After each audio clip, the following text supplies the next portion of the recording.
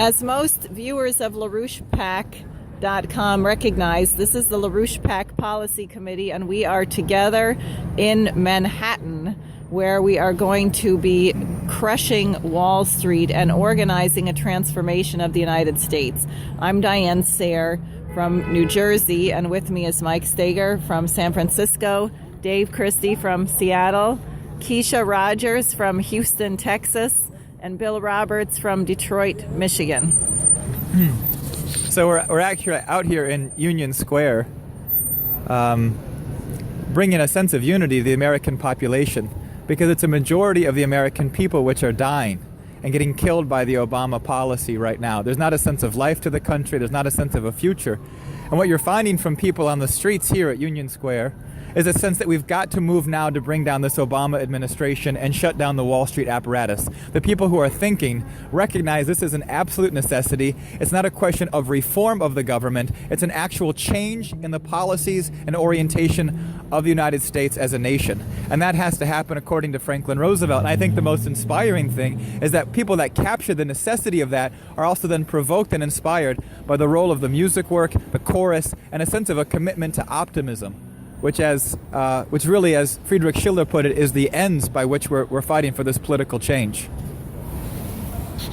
There are dour faces amongst our fellow Manhattan citizens here because of what LaRouche warned about. The collapse that he forecast at the end of last year is now on. However, that should not be seen as something to be depressed about, but rather something to be jubilant about, because that means we can put an end to this filthy, rotten system with Glass-Steagall before the bail-in program that Obama and Wall Street intend to implement goes into effect, of the mass expropriation, mass death. And this, of course, is what's behind the war drive of Obama. We're seeing this with the new base in the Philippines that LaRouche associate Bush Valdez made clear on. But this is all being vectored towards Russia and China, and only furthermore a reason to get Obama out before this war starts. I think the mission right now is to unify the nation to defeat fascism once and for all.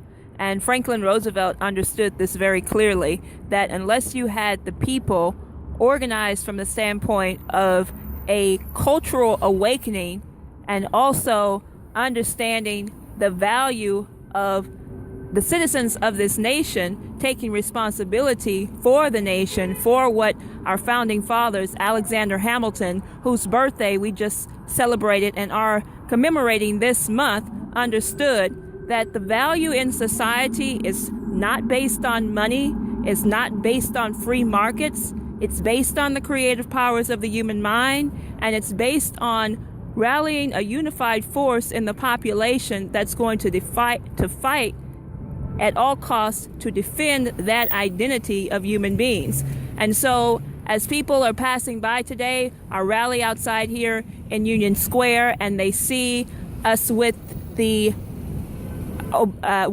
sign that says, "We need FDR, not Hitler," that should be a real wake-up call to the American people, because FDR understood that you could not save the nation unless we defeated fascism. So that vision has to be restored again, and we're calling on everybody to now have no more compromise whatsoever with Wall Street. It can be and must be shut down now.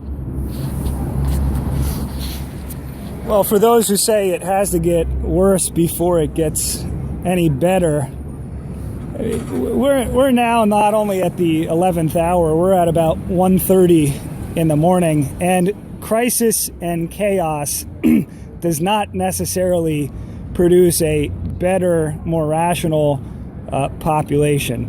10 years ago, when there was a power outage in Detroit, people were great the first day. The second day they were getting irritated, and the third day they were ready to kill each other. So we need preemptive action now from the Congress. Obama is crazy. He's a war criminal. He's stupid. And we should have no problem removing this deranged individual, especially after what he said in his State of the Union address. He is ready to kill for Wall Street, and personally, I'm not ready to die for Wall Street. So we have to reaffirm a human principle over this satanic idea of money.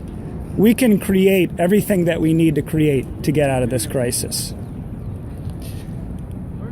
Join the fight.